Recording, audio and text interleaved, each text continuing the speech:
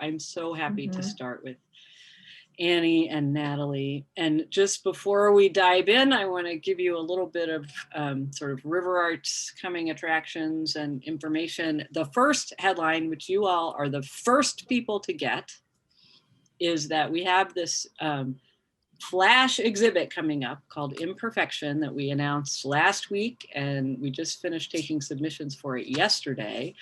And we got such an overwhelming response that we're going to have to put off our opening of it because we have almost 100 pieces that are going to be in this online exhibit. Wow. And we just decided I didn't want anybody like pulling an all-nighter to try to get all this stuff in the exhibit. So we're going to open it on Monday is the new plan. So we'll be getting the word out about that, but you all have the breaking news because we just made that decision about an hour ago. And then just to let you know what else is coming up, we have in our literary month of March, we're gonna have, now Anne, you might have to help me get these in the right order. Next week, we have Yolanda Acree, who is the founder of Black Minimalists and also the author of a book whose name I didn't write down and I forget. Mindful Simplicity. Thank you. And she taught one of our most popular classes actually last year about landscape collage. And so she'll be here next week. And then the week after that will be Robert Earl Price, who I think probably everybody knows who that is. And we're really happy. He's been obviously on our list as an aspirational salon guest since the beginning, and we got him for this month. And we will have James Allen Hall from the Literary House at Washington College, who is going to talk about Louise Gluck, who is the Nobel laureate. And he did a salon for us in December, and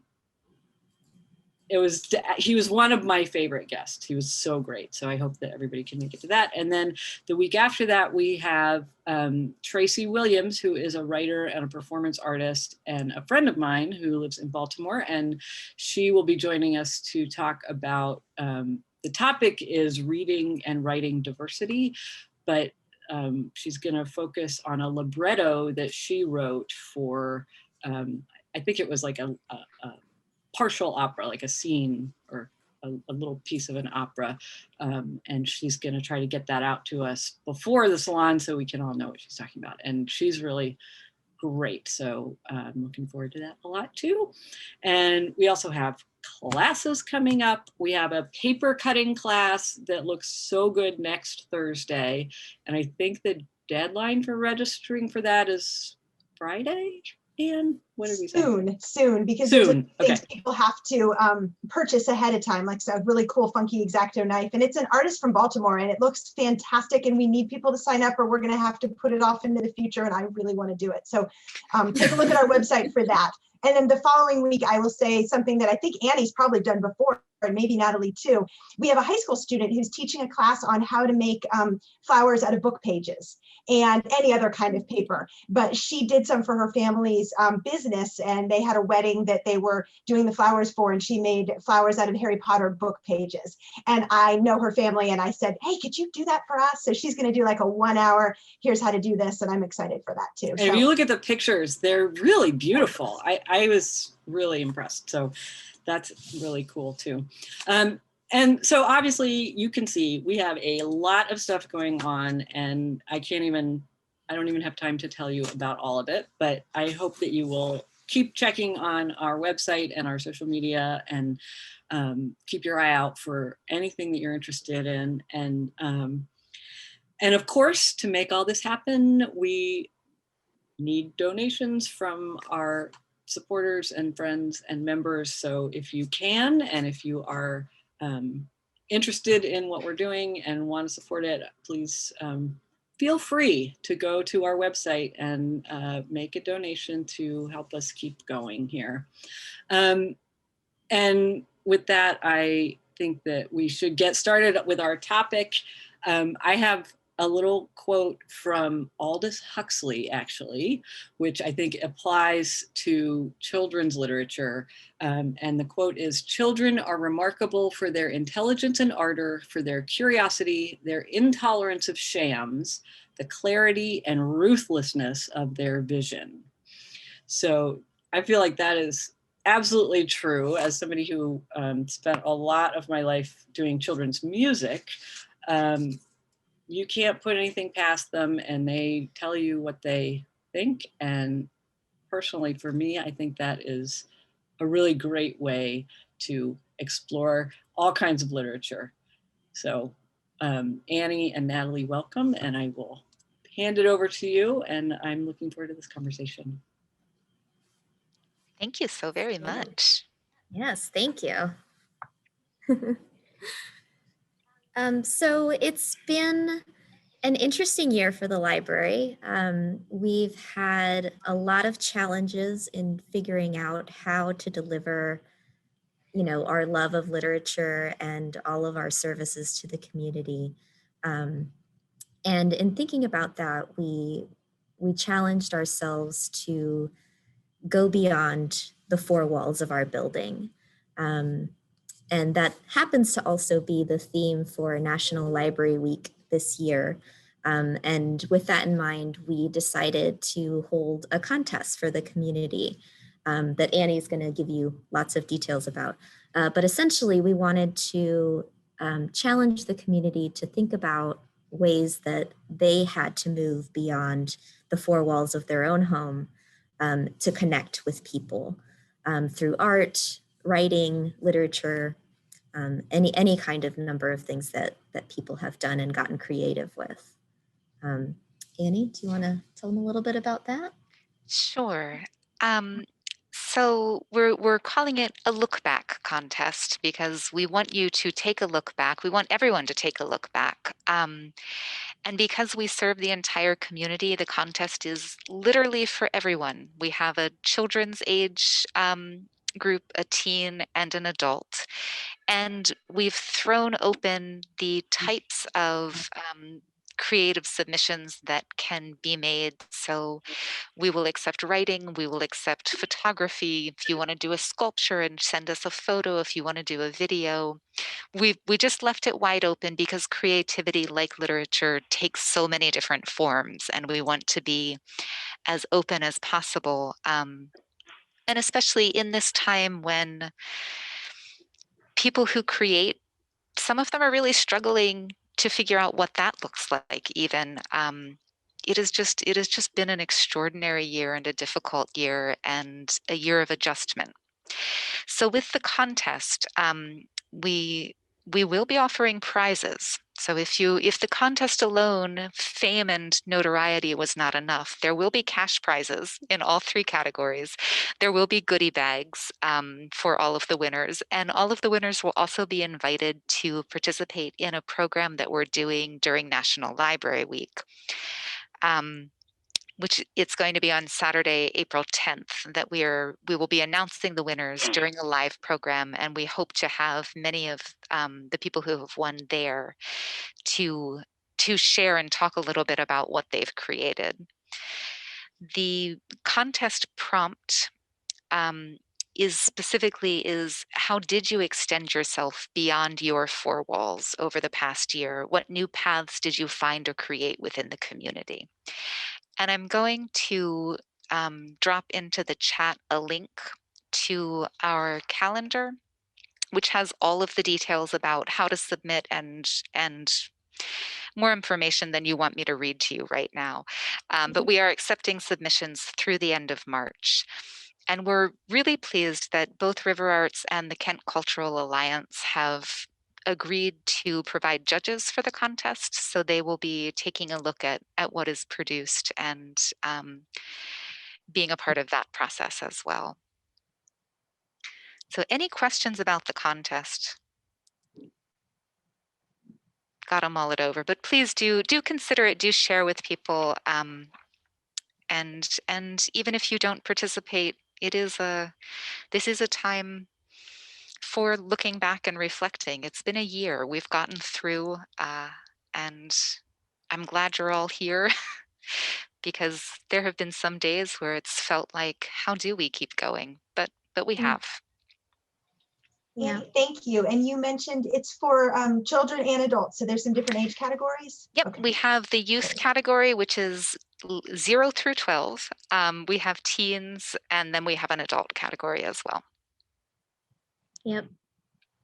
And for those of you who may not know, today is Read Across America Day.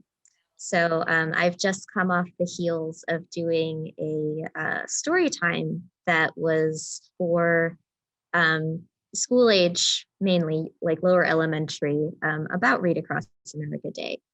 So Read Across America Day was started in 1998 by the National Education Association as a celebration of reading. And it was done on March 2nd because today is Dr. Seuss's birthday. And it was a big initiative for all the teachers across our nation to make this day a celebration of Dr. Seuss's literature. Since that time, in about 2017, the National Education Association shifted their focus a little bit to create a celebration of diverse readers for Read Across America Day instead of having it be Dr. Seuss Day. And in recent years, that's created a bit of tension in the literary world because there's a little bit of controversy regarding the works of Dr. Seuss. And if you happen to have read the newspaper this morning, his publication company stated today that they are going to cease publishing 6 of his titles from his children's books due to controversy surrounding stereotyping and anti-race depictions of some of the characters in his books.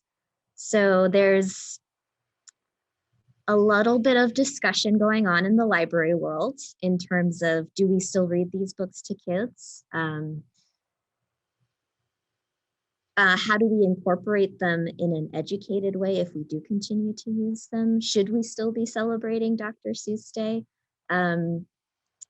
There's been this kind of conversation with classics before Dr. Seuss. Like if you think about Huckleberry Finn or Teaching the Merchant of Venice, those titles have some problems in them in today's worldview.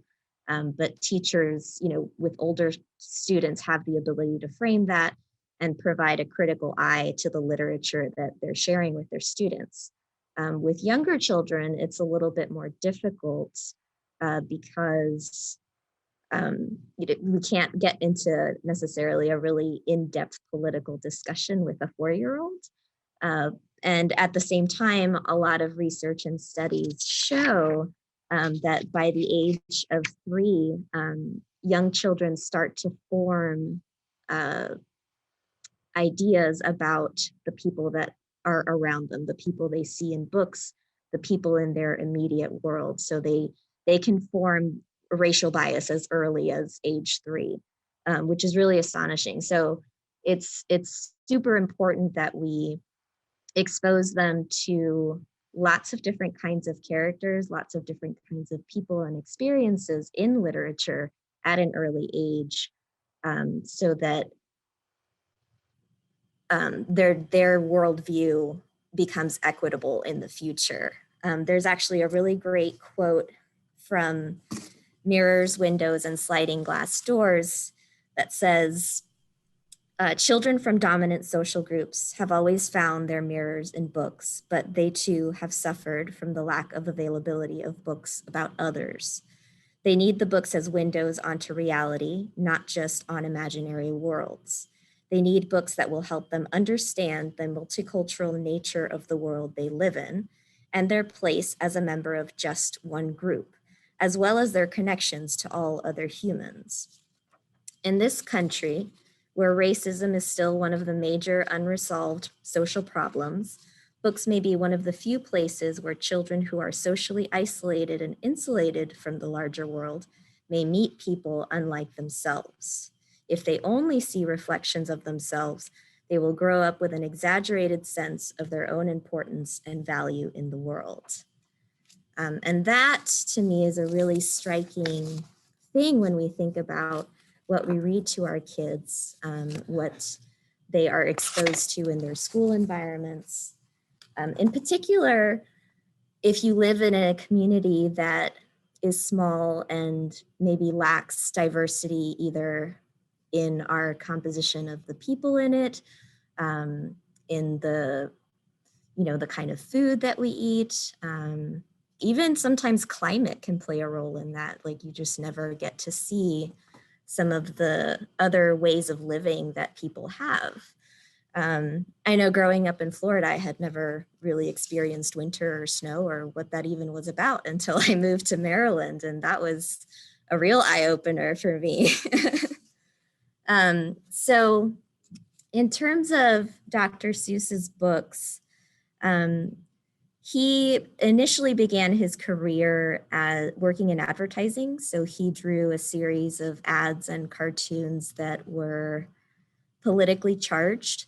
In particular, he had several cartoons that depicted people of Japanese descent in a negative light. And this is, of course, on the heels of World War II and American feelings and sentiments about the Japanese at the time. And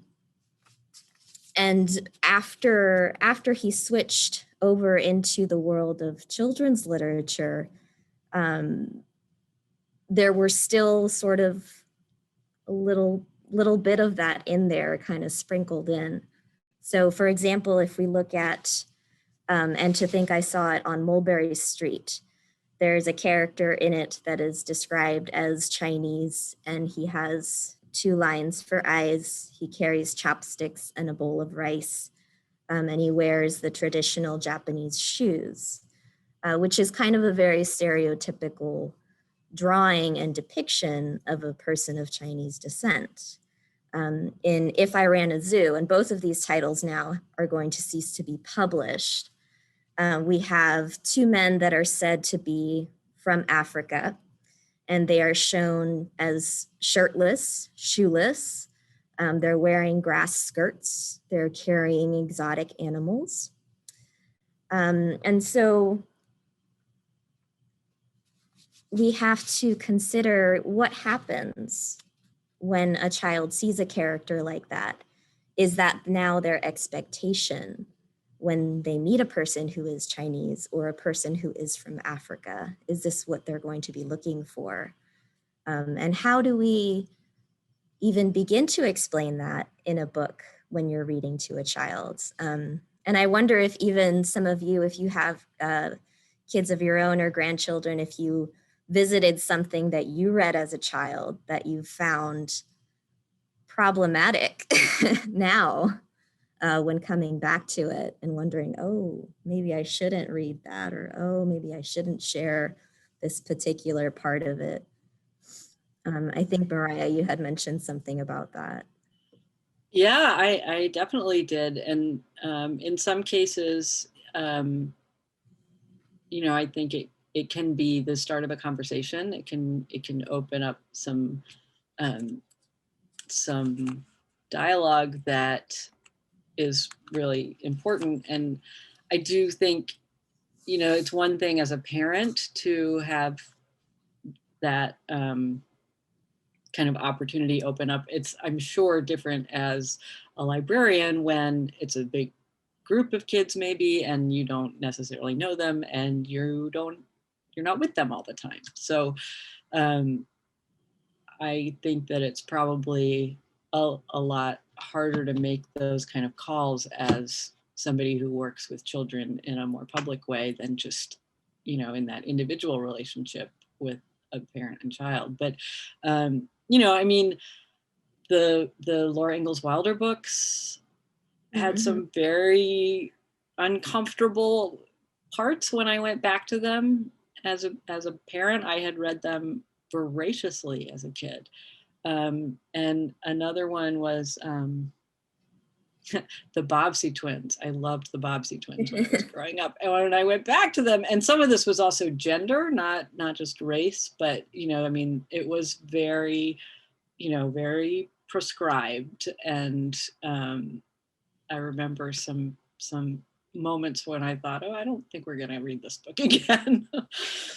And it It's can tough. be very emotionally complicated, because particularly when it's a book that you connected with as a child and it became your own personal foundational text. Because I'm with you with the Little House on the Prairie series. I read and reread that as a kid.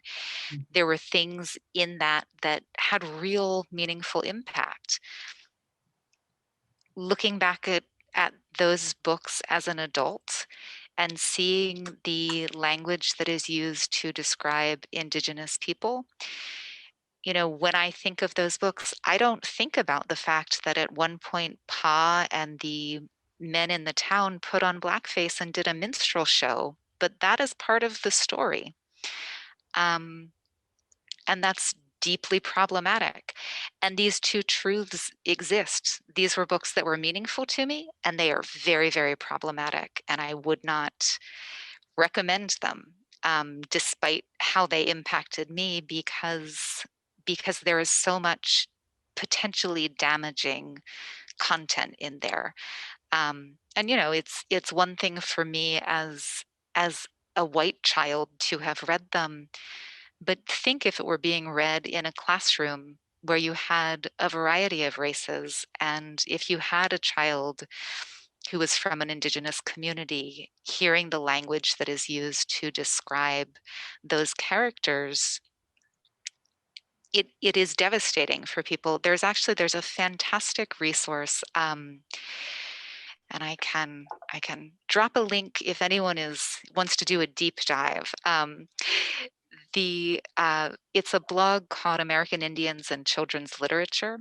I happened to be, when I was getting my library degree, I was in a class with the woman who started this, and she started it as a student and has continued it. And it is a wealth of information. She looks back at classic literature, but she also evaluates new stuff that is coming out.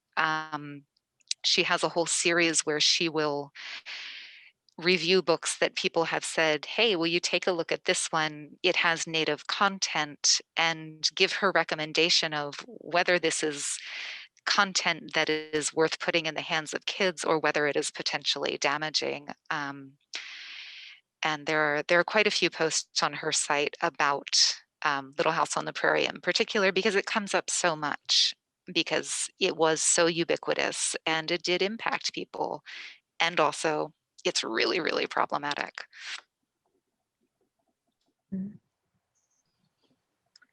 Yeah, I think it's really hard when it's something that people have a lot of love for. And with Dr. Seuss in particular, most of his biographers are white. So that's something to consider. And when they do biographies on him, they tend to kind of gloss over or dismiss any of the earlier parts of his career. In 2019, there was a study done on just his children's books.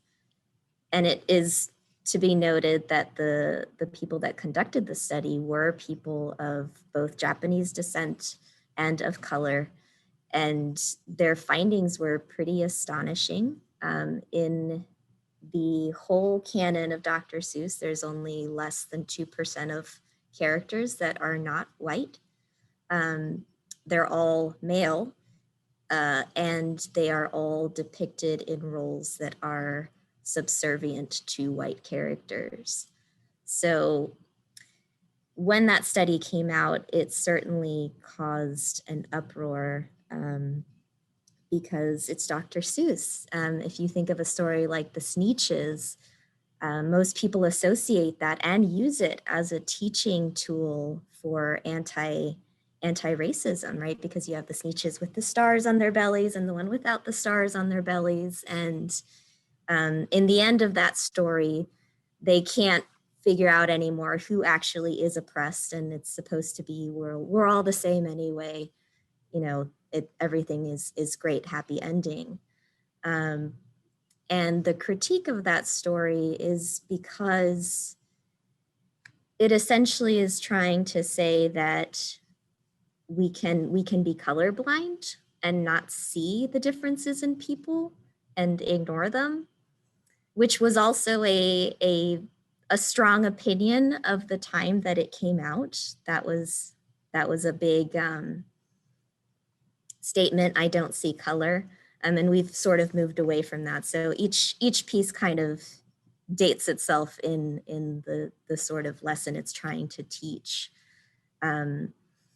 But it was particularly poignant for us at the library because we did a Dr. Seuss program 2 years ago. That was the last time we had an in-person Dr. Seuss event. And we were approached by parents who were uncomfortable. And that was the first time I had ever even heard anything from the public about it. And it gave me tremendous pause as a librarian. And in realizing that, you know, the things that we promote and that we use in programming, or the things that we read in a story time, are really more than just a good time or entertainment for children. People are noticing, they're paying attention, and they care about what their kids are being exposed to. So that was really eye-opening for me. And since then, I have definitely approached it with a much more critical eye and much more thoughtful selection process, as it were. That being said, I do still love some of those stories. I think they're, you know, the rhyming is incredible. It has a way of inspiring children to enjoy literature in a way that a lot of books don't. But that doesn't mean that we can't incorporate lots of new different kinds of books. And there are so many being written now. The landscape of children's literature has changed dramatically from when I went to school for library science till now. I mean, it's like night and day, which is really wonderful. One of the most important lessons that I think I've learned over the years is that it's not so much about showing kids other cultures or other traditions, but rather them being able to see images of themselves doing ordinary things in ordinary life, and feeling like, oh yeah, I belong in that book about puppies. I belong in that book about, you know, chasing rainbows. Why can't I be there too? Like we're all the same. We're all important. So it's nice to see that shift as well in literature. Annie, do you have any other trends that you've noticed?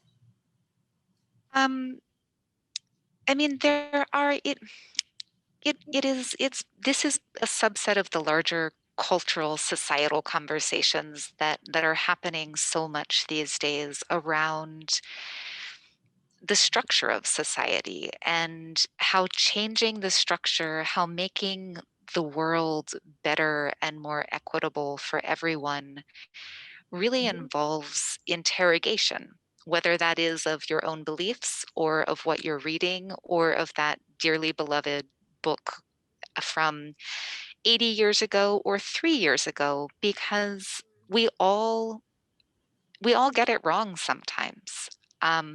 And we all have the capacity to reassess and to move forward on a different path than the one that we were on. And conversations around literature really tie into that because literature, discussing literature, like these are things that go hand in hand. You know, some people, yes, will just read a book in isolation, but often there is conversation, there is dialogue, whether that's with someone you know who has read the book, or on the internet, or you go down a rabbit hole of learning about the author because a particular character spoke to you, and you discover things that never occurred to you because they don't occur within your day-to-day life, which in my opinion is one of the huge strengths of books. Um, and it occurs to me as we're talking, I don't know if you all know, one of the services that we have been offering at the library is to create book bundles. This is our answer to people not being able to come in right now to browse the shelves. So we've been encouraging people to let us know what their interests are, and then we'll put together a bundle of 5 or 10 books on a topic, and you pick it up and it's a surprise what we've picked for you. We did a I just program. want to say that I got a book bundle for the first time last week, and you guys could not have done a better job. Yay! It is like, I would not have probably chosen most of the books in it. They are, you know, wildly different in, you know, there's fiction, nonfiction, you know, different eras, different authors, but they are tied together, and great job. I highly recommend getting a book Oh, bundle. thank you. That's really great to hear. And the ones we were focused on last week were tied to a program we did on African American literature. Um, so it was just, this is off the top of my head, but if anyone was interested in getting a book bundle that focuses on diverse voices, whether it's in children's literature or in adult, let us know. We can certainly pull some books together to give you a taste of what's new and current. And like Mariah said, you might end up with something that you wouldn't have necessarily chosen, but sometimes that's a really good thing, is to not be the one choosing, because if you choose, you probably go to your comfort zone, and getting a little bit outside of that is part of what, for me at least, helps me to interrogate, wait, what do I really think?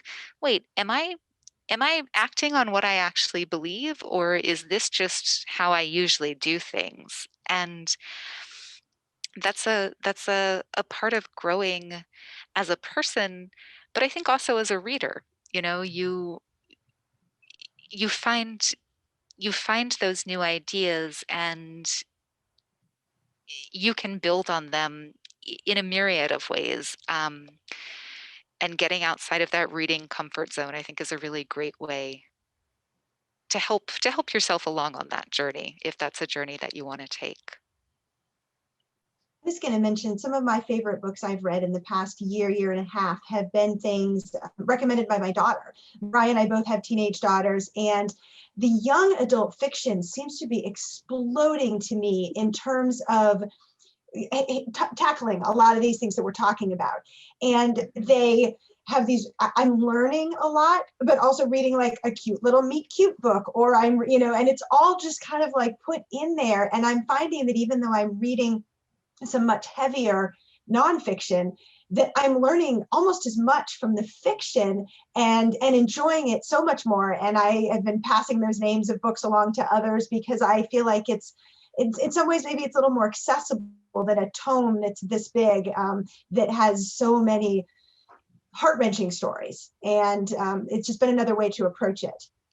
Yeah, I was thinking about something similar to that when Natalie, when you were talking about, you know, the change in the way that the changes in society are reflected in the books from different eras. You know, Dr. Seuss in the 50s and 60s, and I was thinking about the fact that I think that's one of the ways that I learned about those different eras, and somehow for what I don't exactly know what the formula is, so that you're not sort of taking in those maybe outdated attitudes and assumptions, but you can get a really good sense of, well, this is how people were thinking at that time, which really helps when you're looking at how people and, you know, how we ourselves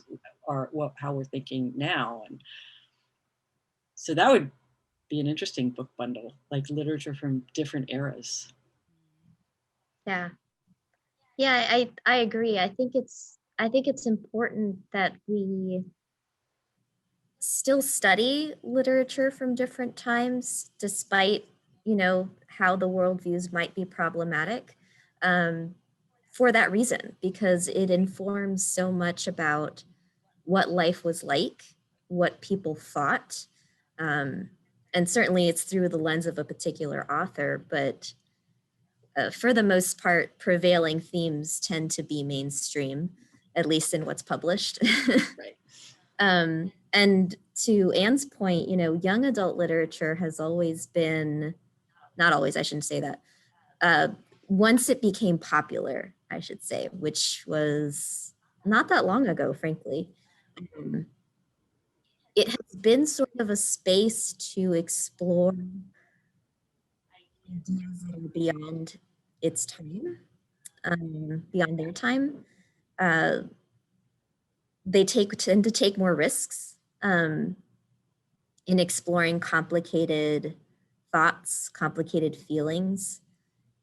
And that's just a testament to the adolescent mind and what they're able to process and handle, versus our, you know, jaded adult minds. But it's really exciting sometimes to see them tackling really hard issues, and letting our teens and young adults kind of explore that in a safe way, through literature. So yeah, good on Lauren for sending you her books. It's also funny to hear her talk about the classics, both in books and not exactly classics, but like if you look back to like 80s movies and earlier, you know, golden age musicals, she's just on a rampage lately about how, and I know Mariah's daughter feels the same, like the misogyny, the patriarchy. She's like, I can't believe they just said that, or that they're singing about this and whatever else. And same with books. So I really feel like that whole space with young adult literature is a great place for all of us to learn. Mhm. And because it looks like most everyone in the room is my age or older, can I just say young adult literature did not exist when we were teenagers in the way that it exists today. And I would say particularly if you enjoy genre fiction, you should definitely try some that is targeted at young adults, because some of the fantasy and the sci-fi that is being written for teenagers is as incredible as anything written for adults. It's usually a very quick read. The pacing is usually a little bit faster than adult books. So if you're like me and have been struggling to get into books over the past year, books for teenagers might be exactly what you need.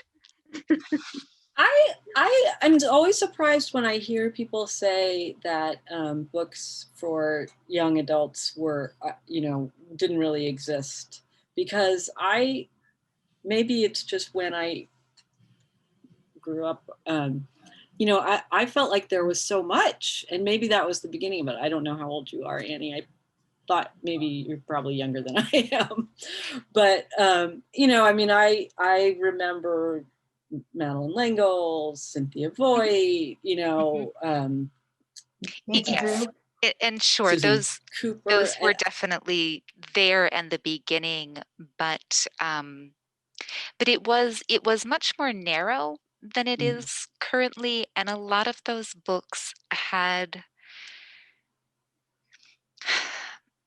not all of them, because Cynthia Voigt was one of my favorites. Like I loved those books as a teenager, and they were edgy for the time in a lot of ways, because a lot of books from that similar era were very moral heavy. You know, you read to get to a point.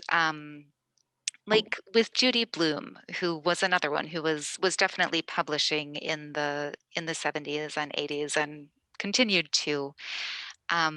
but when she wrote Forever, which is one of the, I think, probably best known early young adult books, as in not for younger young adults, but early in young adult being a literary focus. Her goal was to write a book that dealt with teen sexuality without there being a punishment involved in the story or a moral, because she couldn't find any books like that, and she had teenagers and wanted them to have a healthier representation of a really natural part of life. And now you can find an amazing array of books that deal with the emotion of being in that first relationship, those teenage feelings that go along with that. But at the time, like, that was the book. That was it. If you were looking for that type of story. Yeah, I mean, I remember that book being, I mean, it was all anybody wanted to read for exactly that reason. It's interesting. Now I feel like I want to go back and read all the books that I read. And during that can that be a really period of my life. interesting Yeah. thing to do, to dip back in, because some of it will hold up and some of it you will go, oh, wow. Yeah, that's for sure. I frequently do that. I still have a lot of them and I go back to them all the time. Oh yeah. Colleen? Oh, I was going to say, I have a friend who's a pediatrician, and she kept trying to get me to read young adult literature. It took me 2 years to finally consent to read the first Harry Potter book.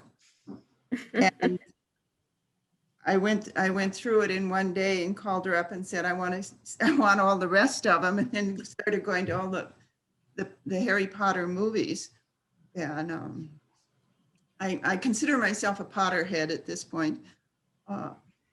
She's also lately, she's been recommending other books, which I have not read, but she really feels that people should read them.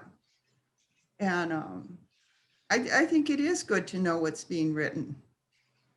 Certainly when I was young, I'm much older than Mariah and Nanny and Natalie, but there was nothing like that. It was all Laura Ingalls Wilder, who I loved. And, my dentist was in DeSmet, South Dakota. So if you know Laura Ingalls. Oh my gosh, that's very exciting. And Nancy Drew and all those books, but there certainly wasn't books that dealt with teenagers as teenagers.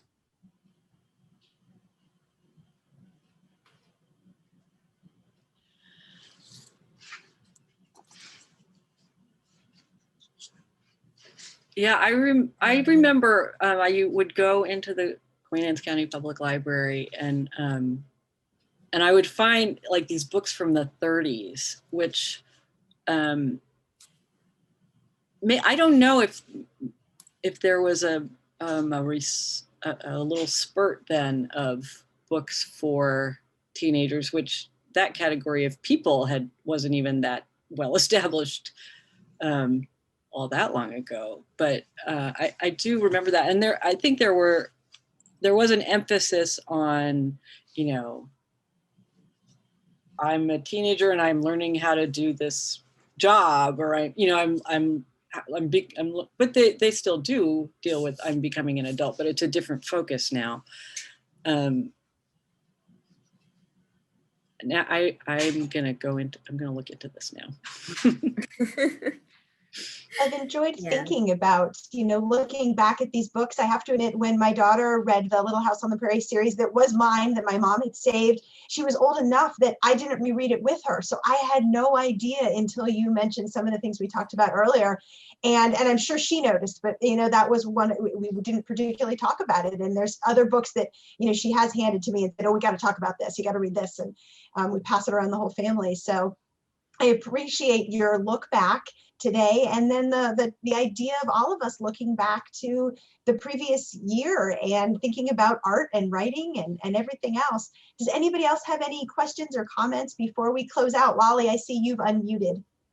Well, I was just going to say that our book club, the Rock Hall Book Club, has read a number of young adult fiction as part of our book clubs. And I probably can't even remember which ones. There were some about the Second World War, and the one about burning books, and All the Light You Cannot See. Wasn't that a young adult? Anyway, there were quite a few that were excellent literature that we read as adult books. Yeah, absolutely. Even in nonfiction, they have some great titles that make history really digestible. I remember, I think it was called Romanov. It was a history on the Romanovs, and it was fascinating, but written in a way that felt much more like a novel than any history book I had ever read, and it was quite a treat, quite a treat. I would second that. I read one several years ago that was about the 1918 flu. And let me just say, it stuck with me, and I've thought about that book a lot in the past year. Well, and if any of you after the fact today have recommendations you'd like to send along and we can share it back out with the group, we're happy to do that. Natalie knows my daughter, and I, if you think of anything, you think, oh, this would be perfect for just to share, any of you here from the Harry Potter series to All the Light You Can See or Cannot See. I feel like I've read that, but don't remember it exactly. Any of those kind of books that are great to share.